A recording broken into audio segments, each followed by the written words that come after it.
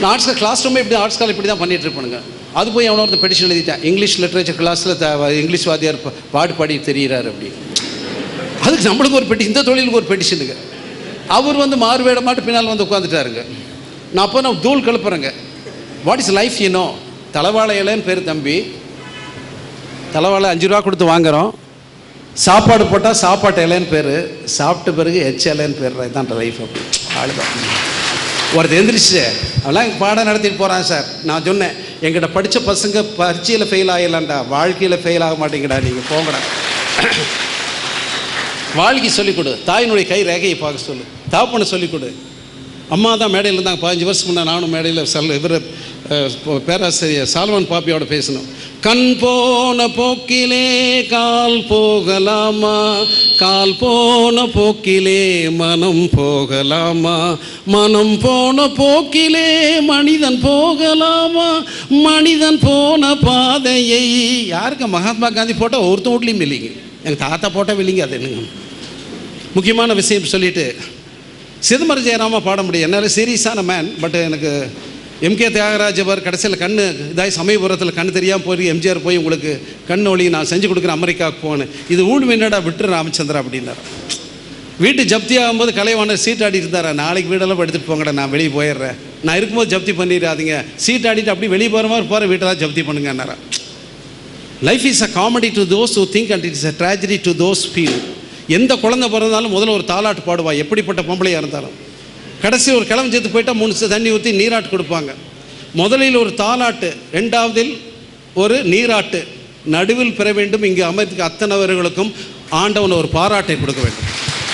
அந்தகன் வரும்போது அவனியில் யார் துணை, ஆதலினால் சிந்தனை செய்மனமே செய்தால். எப்படி கொடுக்குறாம தீவினை அகன்றிடுமே சிவகாமி மைந்தனை சிந்தனை செய்மனமே மனமே. இப்போ என்ன பாடுற, பெல்ட்டெல்லாம் கட்டிட்டு தான் படத்துக்கு போகணும். சாதாரண போயிடுறாங்க படத்துக்கு. இல்லை, லவ் சீன் பாருங்க. காதல் சொல்ல தேவையில்லை, காதல் சொல்ல நேரம் இல்லை, முடிந்தாலும் முடியாத என்னடா 5 லட்ச ரூபா 50 லட்ச ரூபா செலவு பண்ணி ஒரு லவ் சீன் எடுக்க 50 லட்சம் கொண்டு போறீங்களாடா. அங்கே போய் கமலஹாசன் என்ன பாட்டுன்னு கேட்டான், காதலால் காதலி. இவ்வளோ கஷ்டப்பட்டேன்டா லவ் பண்ணுறீங்க.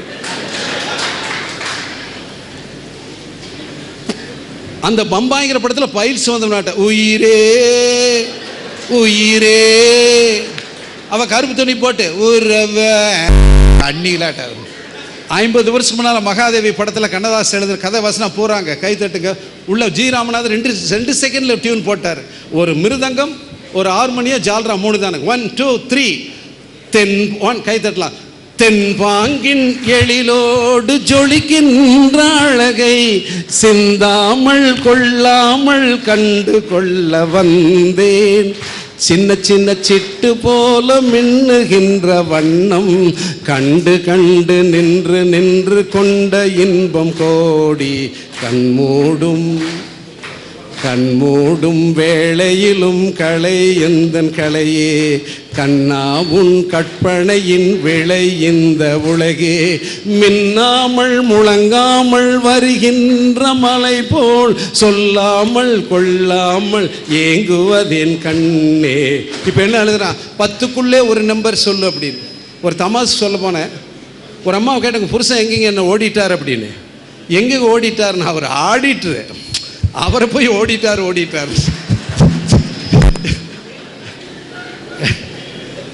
கடைசியாக சிதம்பர ஜெயராமன் பாட்டோடு முடிக்கின்றேன்.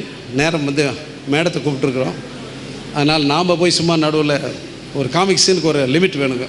ஸ்வீட் நிறைய செஞ்சாலும் அது தெரிக்கும். சிதம்பர ஜெயராமன் பாடுறது ரொம்ப கஷ்டங்க. சிவாஜிக்கு ரொம்ப பிடிக்குங்க. அந்த பாவை விளக்கில் தாஜ்மஹால் கட்டி அந்த பாதி கட்டிகிட்டு இருக்கும்போது அதை கொண்டு போய் ஒய்ஃபை காட்டுறேன். இதுதான் உனக்கு தாஜ்மஹால் கட்டுறேன். கண்ணதாசன் எழுதுறாரு, காதலித்த அனைவரும் மனம் முடிப்பதில்லை, மனம் முடித்த அனைவரும் சேர்ந்து வாழ்வதில்லை, சேர்ந்து வாழ்ந்த அனைவரும் சேர்ந்து போவதில்லை, சிரிக்கிற காதல் முறிந்து விடும், அழுகிற காதல் தொடர்ந்து விடும், முடிந்தவரை அழுது விடு, அழுதுன்னு என்னை மறந்து விடு. இதை விட இங்கிலீஷ் என்னையே சொல்லிக் கொடுக்குறோம். What is the language? உனக்கு இதயத்தில் புரிஞ்சுட்டு அதான் லாங்குவேஜ். சிரம ஜெயராமன் சொல்ல, அப்போ சொல்கிறேன், நான் செத்துட்டேன், எனக்கு கல்லறை கட்டுறேன், நீ எங்கே சாவே தெரியலையே அப்படின்னு. அப்போ இந்த மாதிரி சூரியன் இந்த மாதிரி இவ்வளோ பெரிய மாபெரும் மீட்டிங்கில் சொன்னபெரிய அவனியில் வந்து பேசும்போது அறிவித்திருக்கோயில் நடக்கிற ட்ரஸ்ட் இதில் வந்து நம்ம வந்துடுவோம், எங்கே பாடுங்க அப்படிங்கிறேன். சிரம ஜெயராம் மாதிரி பாடுறேன், உதட்ட பார்க்காதீங்க, வாய் கோணையே. ஒரு பொம்பளை சிரிக்காமே இருந்து கடைசியில் வாய் கோணையாக நேற்று ஹாஸ்பிட்டல் இருக்கிறான். பிரணேஷ் என்னன்னு கேட்டான், சிரிச்சது இல்லைங்க. அழுகும்போது அழுகுடா, சிரிக்கும்போது சிரிங்க. ஒருத்தன் உண்மையாக சிரிக்க வேண்டும். அப்பா செத்து போயிட்டா ஒரு 10 நிமிஷம் அழுகுடா. உண்மையாக சிரிக்க வேண்டும், சுதந்திரமாக அழ வேண்டும். சிரம ஜெயராம சம்சார கன்சோல் பண்ணுறாரு. இன்னி 3 நிமிடங்கள் தான் இருக்கு.